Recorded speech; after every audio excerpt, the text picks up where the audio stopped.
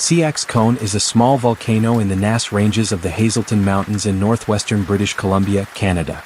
It has an elevation of 609 meters, 1,998 feet, and lies within an east-west valley through which a tributary of the Tseax River flows. The volcano consists of two nested structures and was the source of 4 lava flows that descended into neighboring valleys.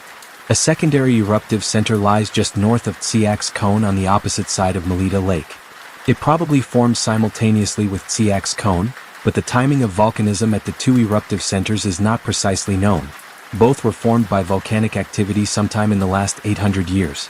The exact timing of volcanism at Tseax Cone has been a subject of controversy because there are no direct written accounts. Radiocarbon dating of plants killed by lava or ejecta from the volcano has yielded ages as old as 625 plus or minus 70 years to as young as 190 plus or minus 15 years. There is also controversy over whether the volcano was formed during one or more distinct episodes of eruptive activity. The single eruptive episode hypothesis has been proposed by researchers as early as 1923, whereas a multi-eruption hypothesis was proposed in 1978. Most research suggests that Tseax Cone was formed during one episode of eruptive activity. New data supporting this hypothesis was reported in 2020. Tseax Cone is the subject of legends told by the local indigenous people. They describe the destruction of villages along the Nass River by the volcano and the death of several people from inhaling volcanic fumes, although other causes of death may have been involved. As many as 2,000 people are claimed to have been killed by an eruption from Tseax Cone. This would make it the deadliest geological disaster in Canada and the second worst natural disaster in Canadian history by death toll. Tseax Cone has therefore been described as the deadliest volcano in Canada. Renewed eruptions from the volcano could start wildfires and block local streams with lava flows. Tseax Cone lies within an ecoregion characterized by mountainous terrain and several streams. Rainforests occur at the volcano as well as numerous species of mammals. Lichens and mosses cover most of the lava flows that have issued from Tseax Cone, although rainforests and water bodies also obscure them. After at least 20 years of pleas for protection, the volcano and lava flows were established as Niskayre Memorial Lava Bed Provincial Park in 1992. Tseax Cone and its lava flows can be accessed via provincial highways and backcountry roads. Names and etymology. Tseax Cone has been variously called Iyanch Volcano, Iyanch River Volcano, Tseax River Cone and Tseax Volcano. Iyanch comes from a Niskayre word meaning leafing early or early leaves, whereas Tseax comes from a Niskayre word meaning new water. Tseax is possibly a reference to the disturbed drainage patterns of the Tseax River caused by a volcanic eruption from the cone. The well-established local name for the volcano, Tseax Cone, became official on December 13, 1991, and was adopted on the National Topographic System Map 103P/2. To the local Niskayre people, Tseax Cone is known as Wilkayasai Baksachel Mill. In their language it means, where the fire ran out, which is a reference to the volcanic eruption that sent lava spewing out of the volcano. Geography. Location and climate. Tseax Cone is about 60 kilometers, 37 miles, north of Terrace near the Niskayre villages of Gitwansilk and Gitlaxtomics in Cassiar Land District of northwestern British Columbia, Canada. It lies within a steep-sided 5 kilometers, 3.1 miles, long, east-west valley penetrating the Nass Ranges of the Hazelton Mountains. Tseax Cone is situated at the outlet of Melita Lake, an expansion of Crater Creek which flows west into the Tseax River. Crater Creek gets its name from being in association with Tseax Cone, which is located on the eastern side of the creek. The Nass Mountains ecosection is the main ecosection at the cone. The area has a climate that is somewhat transitional between those of coastal and continental regimes. It is wetter than other areas in the Nass Ranges ecoregion due to air entering from the Pacific coast. Much of this Pacific air enters via the Skeena River Valley or flows over the Kitimat Ranges, resulting in cloud cover and heavy rain. Short periods of extreme cold temperatures and deep snow occasionally occur as a result of cold Arctic air invading from the north. Plants and animals. Lichens and mosses cover large portions of lava flows originating from Tseax Cone. They range in color from green to yellow, reach thicknesses of a few centimeters and give the illusion that the lava flows are covered in fur. Also present on the lava flows in very small quantities are grasses and smaller shrubs. In the Tseax River Valley, the lava flows have been almost completely covered by dense rainforest. Coastal western hemlock and subalpine mountain hemlock form rainforests in the area. Wildlife in the area includes marmots, goats, bears and moose. Despite being covered by lichens, mosses and rainforests, the lava flows are easily recognizable from aerial and satellite imagery, as well as field observations. However, this may change by the end of the 21st century as lodgepole pine and cottonwood forests continue to develop on the lava flows in an increasingly wetter and milder climate. The growth of these forests is bolstered by the deposition of silt on the lava flows by local streams, providing soil for vegetation. Geology and geomorphology. Background. Tseax cone is one of the southernmost volcanoes in the northern Cordilleran volcanic province. This is a broad area of shield volcanoes, lava domes, cinder cones and stratovolcanoes extending from northwestern British Columbia northwards through Yukon into easternmost Alaska. The dominant rocks comprising these volcanoes are alkali basalts and Hawaiites, but nephelinite, basanite and peralkaline phonolite, trachyte and commandite are locally abundant. These rocks were deposited by volcanic eruptions from 20 million years ago to as recently as a few hundred years ago. The cause of volcanic activity in the northern Cordilleran volcanic province is thought to be due to rifting of the North American Cordillera, driven by changes in relative plate motion between the North American and Pacific plates. Petrology. Tseax cone and its eruptive products are basanitic, trachybasaltic or alkali basaltic in composition. They are rich in iron titanium oxides and were produced by a low degree of partial melting 55 to 62 kilometers, 34 to 39 miles, below the surface in the upper crust. Olivine, plagioclase and the iron titanium oxides are in the form of phenocrysts, whereas clinopyroxene occurs as a matrix mineral. The lack of clinopyroxene phenocrysts in Tseax cone lavas is a phenomenon commonly observed in other mafic lavas throughout the northern Cordilleran volcanic province. Tseax cone and its eruptive products rest unconformably on sedimentary rocks of the Bowser Lake Group, a geological group of Jurassic and Cretaceous age consisting of gray sandstones and dark gray and black conglomerates, siltstones and mudstones. Lava and tephra from Tseax cone cover about 36 square kilometers, 14 m², and have a total volume of around 0.5 cubic kilometers, 0.12 m³. The volume of this volcanic material is similar to that produced during Mauna Loa's 1984 eruption and Kilauea's Fissure 8 eruption in 2018. The Tseax cone lavas are thought to have been placed at high speed during a short period of time, which may have been partially due to eruption rate and topography. Their liquidous viscosities are comparable to basalts of Mount Etna and the Hawaiian Islands, as well as the phoidite lavas of Mount Nyiragongo and the tephrite lavas of Nyamurajara. It is possible that the lava erupted from Tseax cone rose along the same faults as those at the Laquelles hot springs south of Terrace, which are the hottest geothermal springs in Canada. Structure. Tseax cone has an elevation of 609 meters, 1,998 feet, and consists of two nested structures, a smaller inner cone and a larger external spatter rampart. The younger inner cone is 65 to 75 m, 213 to 246 feet, high and 290 meters, 950 feet, in diameter, consisting mainly of black ejecta such as scoria, ballistics, and lapilli. It contains an approximately 33 meters, 108 feet, deep volcanic crater with a diameter of 80 meters, 260 feet. This cone was the source of an elongated tephra layer that extends 2.5 kilometers, 1.6 miles, to the northeast, suggesting a southwesterly wind at the time of eruption.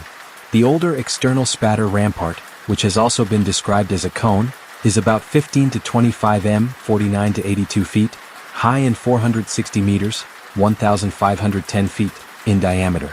It consists of spatter and scoria that ranges in color from reddish to brownish and black to gray. Each structure was formed by a different style of volcanic activity. The spatter rampart was created by Hawaiian-style lava fountain, whereas the inner cone was created by low-intensity strombolian explosions. The entire structure of Tseax cone has been variously described as a cinder cone, a pyroclastic cone, or a tephra cone. About 470 meters, 1,540 feet, north of Tseax cone and 150 to 200 m, 490 to 660 feet, north of Melita Lake is a much smaller, unnamed asymmetrical satellite cone. It is about 20 meters, 66 feet, high, 50 to 55 m, 164 to 180 feet, in diameter and heavily oxidized, containing a 4 meters, 13 feet, deep and 7 meters, 23 feet, in diameter summit crater. Extending southwest of the satellite cone is an eruptive fissure consisting of 3 or 4 tephra mounds. These mounds are a few meters high and are completely covered by black tephra. Red oxidized tephra beneath the black tephra was deposited by lava fountaning at the larger satellite cone. Lava flows. Tseax cone was the source of 4 distinct lava flows, all of which were probably erupted over a time span of weeks to a few months. The first flow is the longest and most voluminous, accounting for about 84% of the total volume of lava erupted from Tseax cone. It traveled 31.6 kilometers, 19.6 miles, through Crater Creek and Tseax River valleys to the Nass River, where it forms a 3 kilometers, 1.9 miles, wide and 12 kilometers, 7.5 miles, long lava plain with an elevation of about 50 meters, 160 feet. This lava flow was most likely voluminous enough to block the Nass River for a short period of time. The second flow, representing about 13% of the total volume of lava, traveled 21.6 kilometers, 13.4 miles, through Crater Creek Valley to near the mouth of the Tseax River Valley. Both of these lava flows are in the form of pahoehoe and are poor in phenocrysts, having issued from the Spatter Rampart. They are among the longest lava flows in the Canadian Cordillera. Lava flows more than 10 kilometers, 6.2 miles, long in this cordillera are usually basaltic in composition. The third flow accounts for less than 2% of the total volume of lava erupted from Tseax cone, having traveled 7.2 kilometers, 4.5 miles, through Crater Creek Valley to near Ross Lake in the Tseax River Valley. The fourth flow is the shortest and least voluminous of the 4 lava flows. It represents about 1% of the total lava volume and traveled Crater Creek for 5.3 kilometers, 3.3 miles. These latter 2 lava flows are in the form of A with macron and are rich in phenocrysts, having issued from the inner cone. All 4 lava flows contain intact and collapsed lava tubes, as well as lava tree molds. At least 4 lava tubes are situated adjacent to and extend under Tseax cone.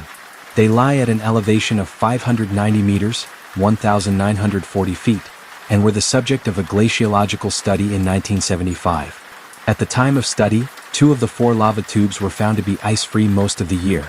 One of these tubes contained a small braided stream, whereas the other tube was dry and did not contain any stream sediments. The lack of stream sediments in the latter lava tube indicated that it remained dry and did not contain permanent ice deposits. Floors of ice were blocking the other 2 slightly higher tubes. As much as 20 centimeters, 7.9 inches, of water was covering the ice in summer, indicating that unlike the other 2 lava tubes, they did not have exit points for water runoff at their lowermost levels. There was no evidence that the ice was dissipating as in many other ice caves, despite an approximate mean annual temperature of 5 degrees Celsius, 41 degrees Fahrenheit. The petrographic characteristics of the ice deposits were found to be similar to those in alpine caves such as Eisriesenwelt Cave in Austria and Coulthard Cave in the Canadian Rockies. The eruption of the Tseax cone lava flows had a radical impact on the landscape due to their sudden inundation of the Tseax River Valley and the Nass River floodplain. Their disruption of the existing drainage system resulted in the formation of new channel planforms and geomorphic features such as lava-dammed lakes, alluvial fan blockages, and an inversion of topographic relief. The Tseax River was forced to abandon its alluvial channel in favor of bedrock channels along the lava flows, although in some places 1 or more channels flow on the lava. Vetter Creek, a tributary of the Nass River, flows along the western side of the lava and then disappears under the lava-covered Nass River floodplain through a series of sinkholes. The lower portions of several alluvial fans are buried under the lava flows, including the Vetter fan, which is among the largest. Damming of Crater Creek and the Tseax River has resulted in Melita Lake and Lava Lake ponding behind the lava flows. Although Lava Lake had already existed before the lava was erupted, it merely increased in depth. Ross Lake overlies lava flows in the Tseax River Valley north of Lava Lake. Age controversy. The exact timing of volcanism at Tseax cone has been a subject of controversy because there are no direct written accounts. Reports of the rich oral history of the local Niskae people by missionaries as early as the 1910s suggest that Tseax cone was erupting around 1770. However, the credibility of these reports has been disputed due to possible poor translation from Niskae to English. G. Hansen wrote in a 1923 Canada Department of Mines report that 170-year-old trees were found growing on lava from Tseax cone. This would indicate an eruption prior to 1753. In 1935, Marius Barbeau concluded in the Canadian Geographical Journal that the latest eruption at Tseax cone occurred in the late 18th century. In 1977, GPV, Acrig and H. B. Acrig speculated in British Columbia Chronicle, 1847 to 1871, gold and colonists that the Tseax cone eruption was witnessed by naval officer Juan Francisco de la Bodega y Cuadra on August 24, 1775. However, this is extremely unlikely because Bodega y Cuadra's schooner, the Sonora, was anchored more than 280 kilometers, 170 miles, west of Tseax cone across mountainous terrain. Michael D. Higgins proposed in a 2008 Journal of Volcanology and Geothermal Research article that the 1700 Cascadia earthquake may have caused the latest Tseax cone eruption by destabilizing a subterranean magmatic system. Radiocarbon dating of trees killed by lava from Tseax cone has also given inconclusive results. A lava-encased cottonwood near the Nass River was reported by Sutherland Brown in 1969 and Jack Souther in 1970 to have yielded a radiocarbon date of 220 plus or minus 130 years. However, Lodon et al. Stated in a 1971 radiocarbon article that this date was uncorrected and should in fact be 250 plus or minus 130 years. In 2001 M. C. Roberts and S. McCuaig reported in the Canadian Geographer that a wood fragment of a lava-encased tree yielded a radiocarbon date of 220 plus or minus 130 years. They gave a corrected date of 230 plus or minus 50 years. These two radiocarbon dates were recalibrated by Michael D. Higgins in 2008 using calibration software and reinterpreted the age of the Tseax cone eruption at between 1668 and 1714. Charred wood beneath tephra about 890 meters, 2,920 feet, northwest of Tseax cone was reported by Williams-Jones et al. In 2020 to have yielded radiocarbon dates of 190 plus or minus 15 years and 390 plus or minus 15 years. These dates suggest that Tseax cone erupted between 1675 and 1778, which correlates with the oral history of the Niskere, as well as reports that claim an eruption took place during the 18th century. A common era date of 1690 plus or minus 150 years is provided by the Smithsonian Institution's Global Volcanism Program for the last known eruption of Tseax cone. The timing of volcanism at Tseax cone makes it one of the youngest volcanoes in Canada, as well as the site of one of the most recent volcanic eruptions in Canada. It has been generally agreed by researchers that the Tseax cone lava flows were placed during a single eruption. However, whether the volcano itself is the product of one or more distinct eruptive episodes has been a point of conjecture. In 1923 G. Hansen suggested that Tseax cone formed during a single eruption. The single eruption hypothesis was also proposed by Sutherland Brown in 1969, but postulated that the volcano was destroyed by explosions and then reformed. In 1978, Vilho Wuorinen provided evidence for Tseax cone having formed by two distinct eruptive episodes. This included a difference in surface erosion between the external spatter rampart and the inner tephra cone, as well as a difference in vegetation cover between the two structures. A charred tree trunk found standing in the vertical wall of the spatter rampart also yielded a radiocarbon date of 625 plus or minus 70 years. Based on this evidence, Wuorinen proposed that the spatter rampart was formed by an initial period of activity around 1325. This eruptive period was followed by 375 years of dormancy, during which the spatter rampart was smoothed by erosion. A second eruptive episode around 1700 produced the inner tephra cone, the lava flows and the several smaller satellite cones in the area. In 2020, Williams-Jones et al. Reported new paleomagnetic and geochemical data supporting the hypothesis that the inner tephra cone, external spatter rampart, satellite cones, lava flows and tephra deposits were all formed during a single period of activity. However, the charred tree trunk sampled by Wuorinen that yielded a radiocarbon date of 625 plus or minus 70 years was not found during their extensive mapping of the area in 2016 and 2017. Hazards. The question of whether Tseax cone formed during one or more distinct eruptive episodes has important implications for future activity and hazard mitigation efforts.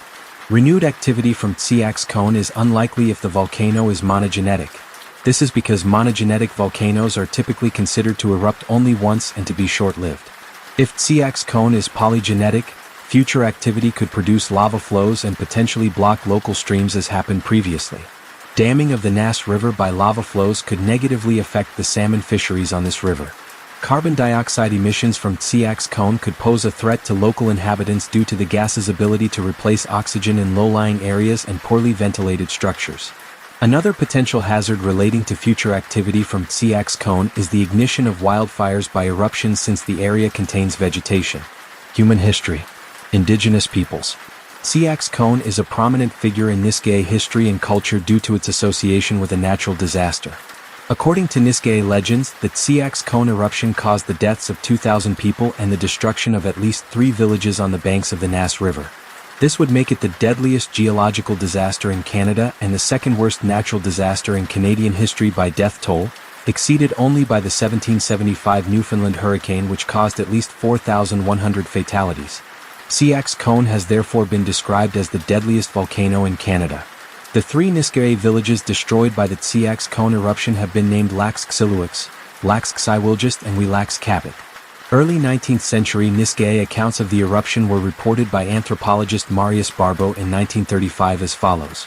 The volcanic eruption soon after broke out. First there was smoke like that coming out of a house, a big pillar of smoke. It was as if a house was burning on the mountain top. The people saw a big fire. The fire came down the side in their direction, but not as fast as forest fire. It moved down slowly, very slowly. It was strange and frightful. It was dangerous. There were fumes spreading ahead, and those who smelled them were smothered. They died and their bodies stiffened like rock. Frightened, the people of one tribe dug holes in the ground like underground lodges, and hid within, scared as they were of the mountain spirits. Likewise the other tribe. That did not keep other people from dying of the fumes, mostly in the lower of the villages. As soon as the smoke dispersed, some people ran away, a great many others stayed on. They did not suffer any more from the smoke. The fire then rolled down like a river, filled the lake, and for a time the water was a bed of flames. The stone was red and hot there for many days. As far as it went all the way it was flowing red. It started from the river where the people fished salmon, away up there, and ran down to the place where the canyon now is. The poisonous smoke, mentioned in Barbeau's report, may have been odorless carbon dioxide. When the first lava flow from Tseax cone entered the Nass Valley, it destroyed the 3 Nisga'a villages. Interaction of the lava flow with the Nass River may have produced dense clouds of vaporized water mixed with volcanic gases such as carbon dioxide and hydrogen sulfide. Methane may have also been released from wetlands as the lava flow traveled over the Nass River floodplain. While some of the Nisga'a may have escaped the lava flow by canoe to the far side of the Nass River, many of them were caught between the river and the advancing lava flow. The average discharge rate of the Nass River is strong enough to drown anyone attempting to escape by swimming during the summer months of June, August and September. Tseax cone is suspected to have erupted during this time.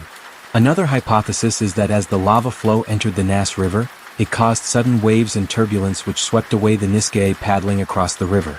The Nisga'a also recall the disruption of the Tseax River, stating that before the volcanic eruption, when our people lived here at Wilax Cap, there was a stream close by where salmon spawned. The stream bed had white sand and they could easily spot the salmon going upstream. This stream was thus named Tseax. Years later after the volcanic eruption when this stream resurfaced, and though the Nisga'a knew it was the same tributary, it was renamed Ksiiaks. A salamander species that once inhabited the bay area of Gitwinsilk on the Nass River is said to have disappeared or became extinct following the eruption. Provincial Park. Pleas for protection of the Tseax cone lava flows date back to at least 1972 when forestry operations had left tree stumps and debris on their surfaces. Roads and trails had also been established on the lava flows by this time. Their terrain is ideal for road construction due to their fragility. The lava was also being excavated from borrow pits and hauled to be used on Forest Service roads. It was not until 1992 when Nisga'a Memorial Lava Bed Provincial Park was founded to preserve the volcanic landscape and to honor the 2,000 Nisga'a people who died during the Tseax cone eruption. This 17,717 hectare, 43,780 acre, protected area is noteworthy for being the first provincial park in British Columbia to be managed by both BC Parks and a First Nation, as well as the first provincial park in British Columbia to combine Indigenous culture and natural features. Accessibility. The Tseax cone lava flows are most easily accessed by traveling the Nisga'a Highway north of Terrace for 100 kilometers, 62 miles, the final 30 kilometers, 19 miles, of which is unpaved. An alternative route to the lava flows involves traveling the paved Stewart-Cassiar Highway north of Kitwanga for 78 kilometers, 48 miles, to the Cranberry River. From there, the unpaved Nass Forest Service Road extends 86 kilometers, 53 miles, southwest to Gitlaxtomix, which lies on the northeastern edge of the lava flows. Access to Tseax cone is limited only to a 6 kilometers, 3.7 miles, long guided hiking tour from an access road 1.4 kilometers, 0.87 miles, north of the Lava Lake picnic site on the Nisga'a Highway.